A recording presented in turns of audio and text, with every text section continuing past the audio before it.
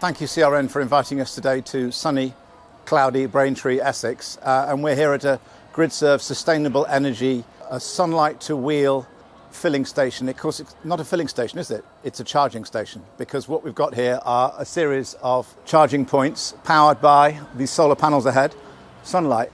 So the scale of the challenge around sustainability that's facing the industry is not just something that I think is an IT industry issue, it's something that's facing every industry.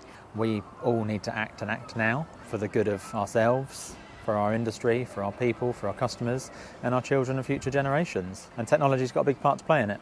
Everything has got to be transformed, every aspect of society. Transport is just one area, it's a key area.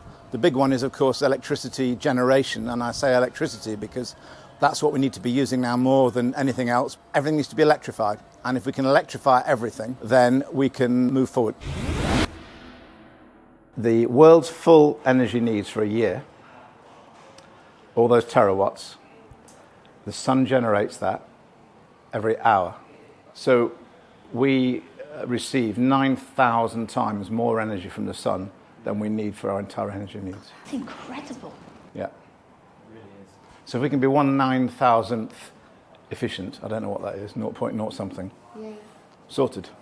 Wouldn't need wind power, or heat pumps or anything else. Tell us how it's different driving an EV car. Well, for me, I think it's a bit like using an iPhone compared to using an old Nokia. It's a completely different level of experience. It's just better on all fronts.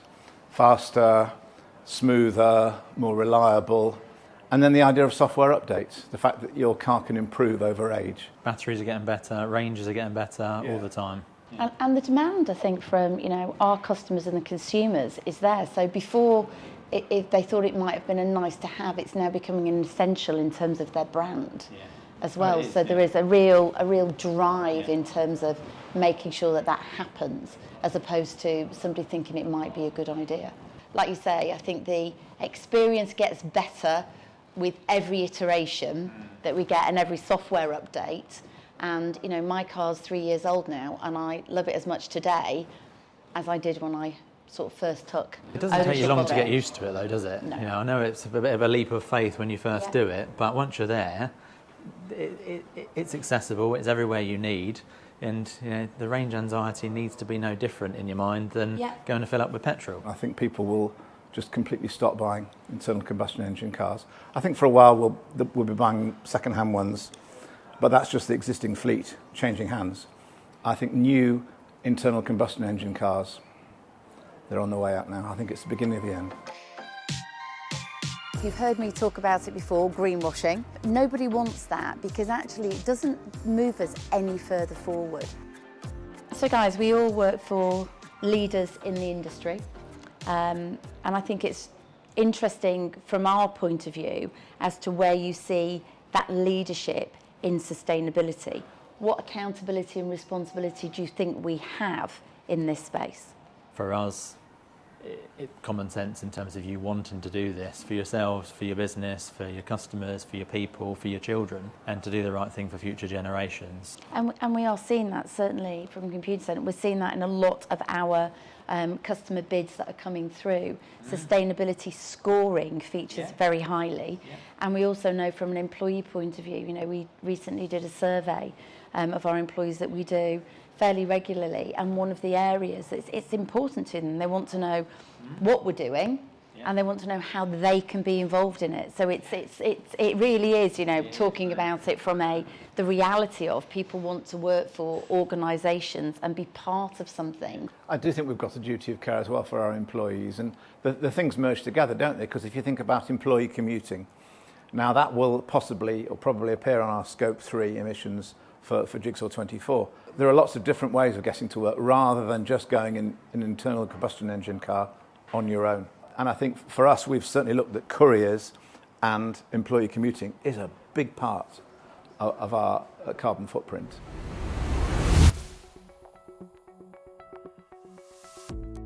We have had an ambition to be carbon neutral, goal number 1, to be net zero scope 1 and 2, that's goal number 2, And then thirdly, to have a net zero value circle by 2040. That requires collective effort of all involved, because a value circle is not just from one chain to the next, to the next, to the next, but actually the collective ecosystem that we operate in. We need everybody to come together to tackle that. We need the suppliers, the disties to act, we need the vendors to act, we need the logistics partners to act, and for Scope 3 to be tackled, we require that collective effort of all involved. But I don't feel like you need to be an expert in this arena to start your journey either. It's a case of educating yourself and raising awareness, raising that bar. Go and seek that expertise, because there is a willingness for people to talk and to share ideas and to talk openly about their experiences and their views, their strategy, their story. Where do you want to be? How do you get there? And having some long-term goals, but there's also some very quick wins that you can embark on very rapidly. There are also three aspects in many ways. There's what we as a company, Jigsaw 24, can do, and I suppose a subset of that is the individual who works for the company. So the company. Then you've got the sector. What can our sector do? Mm-hmm. And then you've got, without getting too political today, our society, and what can our society do, and what can this or past or previous or future governments do? In our industry, we've definitely got more that technology can do for sustainability for our customers than arguably any other industry. Our customers want to know that they're working at a company level with an organisation that has got a plan in place. They then very quickly move to, and how can you help us with our plan? And technologies are going to allow sustainability to transform the world we live in. The environment, the way we consume, technology, vehicles, so on. It's going to just completely transform the way in which we operate. It will transform supply chains. It will transform the way in which customers, operate and, work and expect things of partners that they work with. It's an exciting place to be, and I think technology is going to be at the heart of it. Electricity is the way forward because we've got to decarbonise significantly everything we do. The main areas are, as well as I've talked about, generation of electricity and transport, we've also got HVAC, heating, ventilation, air conditioning, agriculture, food production in particular, and then industry. When you think about the dirty factories which spew out pollution all the time, if you think about the production of concrete, cement, steel furnaces, these are all things which have got to be re-engineered to be done in a completely different way, and IT is no small part of that.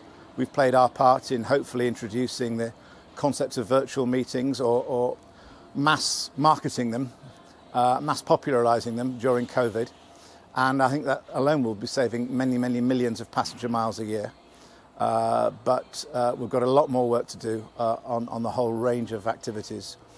The dreaded 2040, 2050 or whatever. I mean, the approach that we're taking at Jigsaw 24 is there's a certain amount we want to try and achieve this year, next 18 months, really fast. Make that clear. And then the thing we're trying to focus on now as well is we want to achieve a huge amount by 2030. And the reason we've said 2030 is, just think about it as human beings. It's only 8 years away. Is it the next World Cup but one, the next Olympics but one? Where will I be living in 8 years' time? Where will my kids be? You can think about that. I found that if you talk about 2040 to people, just goes over their head. It's too far away. Let's get the stuff done that is, maybe the lower hanging fruit, which is in our control, that we understand that we've been working towards for a number of years.